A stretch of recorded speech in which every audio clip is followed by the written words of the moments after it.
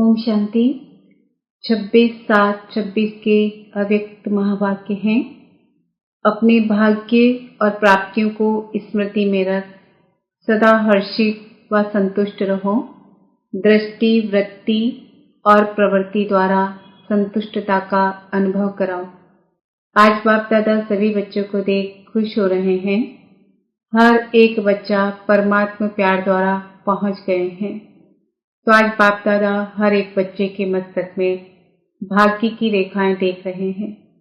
ऐसा भाग्य और इतना बड़ा भाग्य सारे कल्प में किसी को प्राप्त नहीं है, क्योंकि आपको भाग्य देने वाला स्वयं भाग्यदाता है।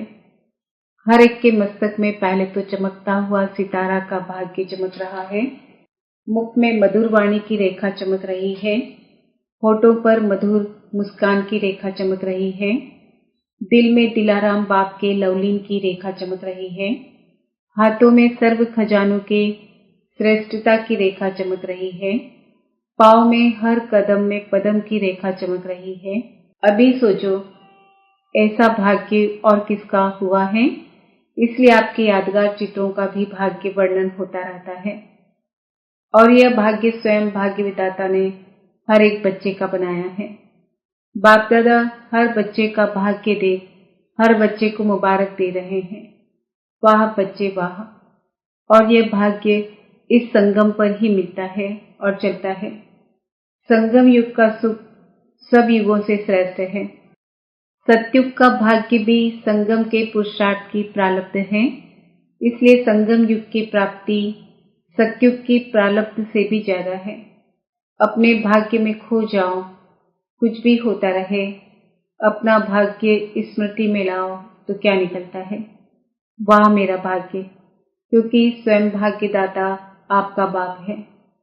तो भाग्यदाता द्वारा हर एक को अपना भाग्य मिला है। जानते हो कि हम इतने भाग्यवान हैं कि कभी कभी जानते हो सदा नशा रहता है।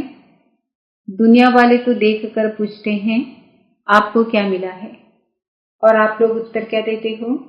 जो पाना था वह पा लिया। पलक से कहते हो कोई अप्राप्त वस्तु ही नहीं है ना फकूर। और मिला कैसे? सिर्फ बाप को जाना, माना, अपना बनाया तो भाग्य मिल गया। इस भाग्य को जितना स्मृति में लाते रहेंगे उतना हर्षित होते रहेंगे। भाग्यवान आत्मा का चेहरा सदा हर्षित रहेगा। रहेगा नहीं, रहता है। उनकी दृष्टि, उनकी वृत्ति और उनकी प्रवृत्ति सदा संतुष्ट आत्मा बन स्वयं भी संतुष्ट रहेगी और दूसरों को भी संतुष्ट बनाएगी। तो आप सबको संतुष्टता का नशा रहता है, क्योंकि संतुष्टता का आधार है सर्व प्राप्ति। अप्राप्ति असंतुष्टता का आधार है। तो आप क्या अनुभव करते हो? अप्राप्त कोई वस्तु है कि सर्व प्राप्ति है? प्राप्ति का नशा है, सदा है या कभी कभी है? वैसे तो यही कहते हो पा लिया जो पाना था। तो जहाँ सर्व प्राप्ति है वहाँ असंतुष्टता का नाम नहीं है। बाप कहाँ से आया है? परम धाम से। ब्रह्मा बाप भी सूक्ष्म वतन से आए हैं। सबसे दूर कौन? यह है बाप और बच्चों के प्यार का नजारा।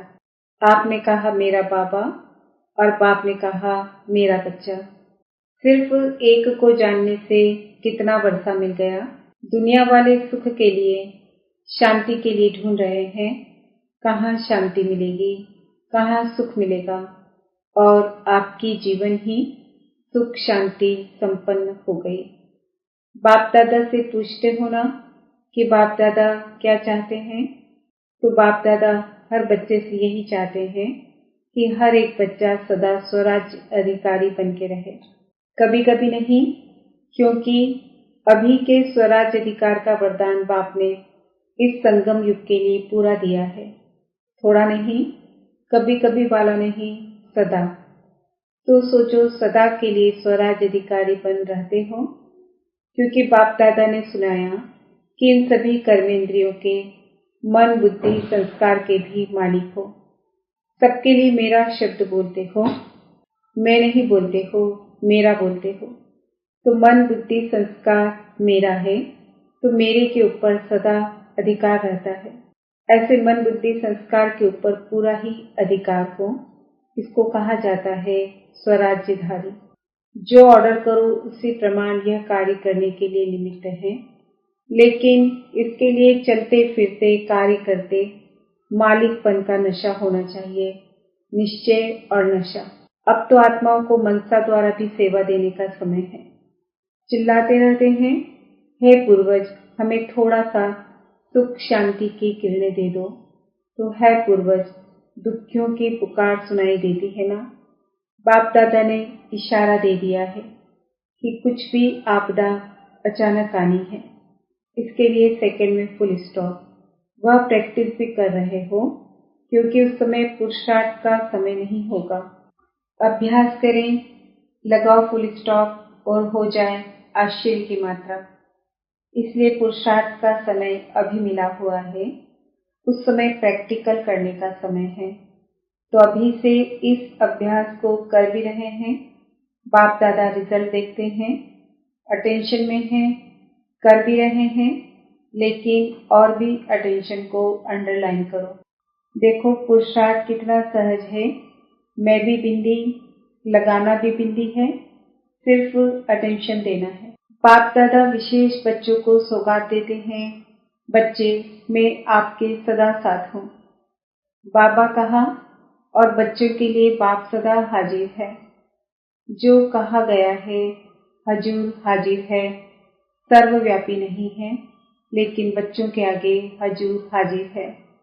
तो सदा विजयी बनना, जहाँ भगवान साथ है वहाँ विजयी बनना क्या मुश्किल है। विजय आपका जन्म सिद्ध अधिकार है। सिर्फ मेरा बाबा कहा तो विजयी है ही, इसलिए सदा विजयी बनना। जो याद में रहता उसके लिए अति सहज है, मुश्किल नहीं। जहाँ भगवान है वहाँ विजय है ही। तो आज बाप दादा सभी बच्चों को देख खुश हो रहे हैं कि कितने स्नेह से कौन से साधन से आए हैं, ट्रेन में या प्लेन में। वह तो शरीर के द्वारा पहुंच गए हैं, लेकिन दिल से तो प्यार आपको यहाँ लाया है। हिम्मत आपकी है तो मदद बाप की है ही। अभी बाप दादा यही चाहते हैं कि हर बच्चा हर कर्म में अपने स्वराज्य की सीट पर स्थित रहे। बाबा का वरदान है कि जो हिम्मत रखेगा उसको बाप की मदद भी मिलेगी, और हिम्मत से जितना भी आगे बढ़ना चाहो वह चांस है, क्योंकि टू लेट का बोर्ड नहीं लगा है। याद में रहो और जो प्राप्त हुआ है उससे औरों की सेवा करो। जितनी सेवा करेंगे उतनी दुआएं मिलेंगी, और वह दुआएं आपको आगे बढ़ाती रहेंगी।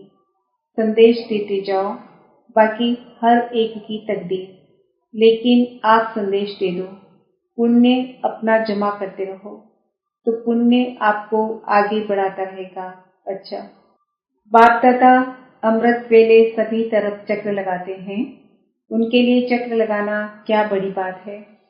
और बाप दादा ने यह भी कह दिया है कि 4 बजे के मिलन की विशेषता यह भी है कि 4 बजे बाप दादा सभी बच्चों को सहज ही वरदान देते हैं।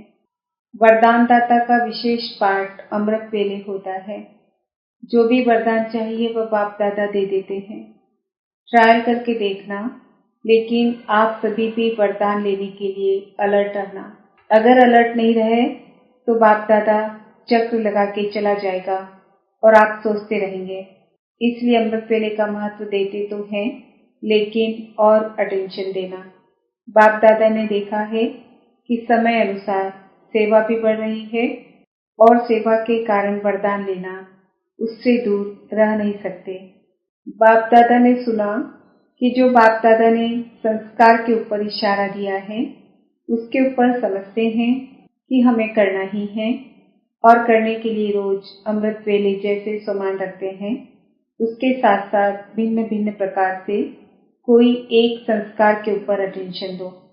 आज के दिन इस संस्कार के ऊपर विशेष अटेंशन देना है, और फिर रात्रि को जब बाप दादा को अपना सारे दिन का चार्ट देते हो, उस समय उस संस्कार की रिजल्ट भी विशेष सुनाओ, तो विशेष अटेंशन हो जाएगा। किसी न किसी संस्कार के ऊपर अटेंशन रखना है, तो जैसे याद के ऊपर अटेंशन देते हो, उसके साथ साथ उसी समय यह भी रिजल्ट बाप दादा को दो।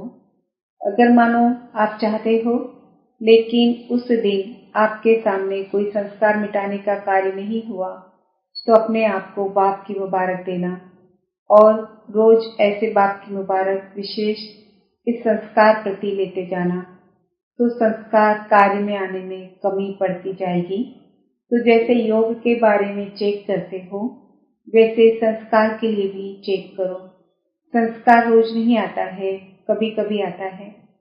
जो पुरुषार्थी है उनका बाई चांस पेपर आता है, बाकी रोज नहीं आता है।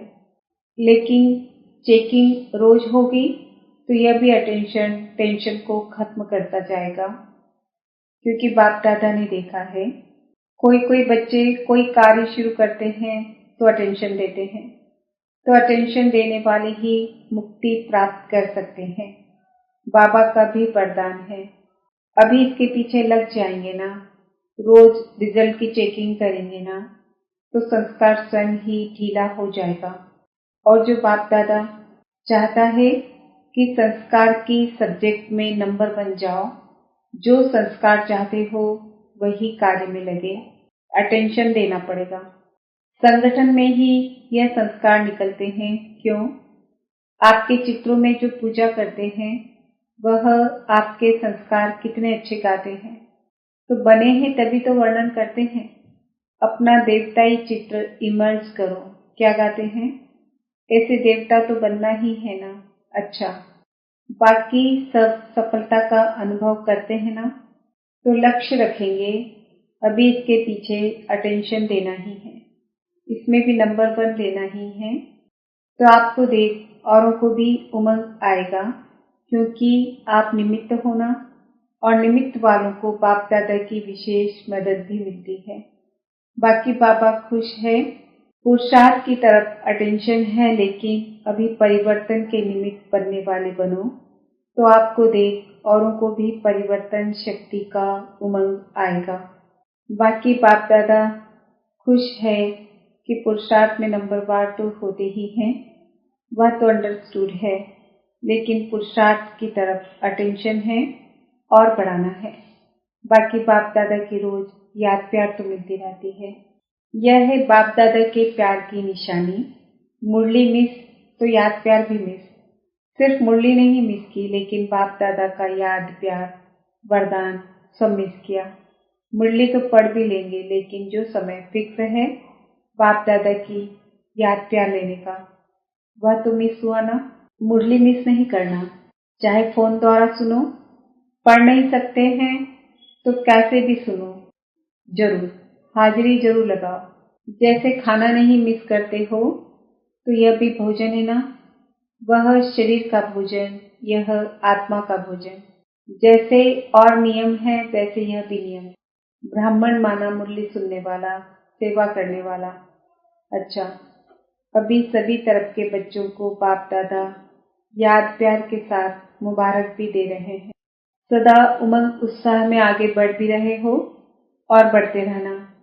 कभी अपना उमंग उत्साह किसी भी कारण से, किसी भी बात से कम नहीं करना। बात हो जाती है, लेकिन पुरुषार्थ और बाप का प्यार वह अपना है। इसलिए कभी भी अपने बुद्धि को बाप के बिना और कोई बात में बिजी नहीं करना। बाप और बाप की मुरली और बाप द्वारा सर्विस जो मिली है वह सर्विस करते रहना। अच्छा, वरदान शक्ति रूप की स्मृति द्वारा पतित संस्कारों का नाश करने वाले काली रूप भव। सदा अपना यह स्वरूप स्मृति में रहे कि मैं सर्व शस्त्रधारी शक्ति हूँ। मुझ पतित पावनी पर कोई पतित आत्मा के नजर की परछाई भी नहीं पड़ सकती। पतित आत्मा के पतित संकल्प भी न चल सके। ऐसी अपनी ब्रेक पावरफुल चाहिए। यदि किसी पतित आत्मा का प्रभाव पड़ता है तो इसका अर्थ है कि प्रभावशाली नहीं हो। जो स्वयं संघारी है वह कभी किसका शिकार नहीं बन सकते। तो ऐसा काली रूप बनो, जो कोई भी आपके सामने ऐसा संकल्प भी करे तो उनका संकल्प मूर्छित हो जाए। स्लोगन रॉयल रूप की इच्छा का स्वरूप नाम, मान और शान है। आज का सुमान है, मैं आत्मा शक्ति रूप हूँ। आज के व्यक्ति इशारे ज्वाला स्वरूप स्थिति में रह शक्तिशाली याद का अनुभव करो। सारथी अर्थात आत्माभिमानी, क्योंकि आत्मा ही सारथी है। ब्रह्मा बाप ने इस विधि से नंबर 1 की सिद्धि प्राप्त की, तो फॉलो फर्दर करो। जैसे बाप देह को अधीन कर प्रवेश होते अर्थात सारथी बनते हैं, देह के अधीन नहीं होते, इसलिए न्यारे और प्यारे हैं। ऐसे ही आप सभी ब्राह्मण आत्माएं भी बाप समान सारथी की स्थिति में रहो। सारथी स्वतः ही साक्षी हो, कुछ भी करेंगे, देखेंगे, सुनेंगे और सब कुछ करते भी माया की लेप छेद से निर्लेप रहे।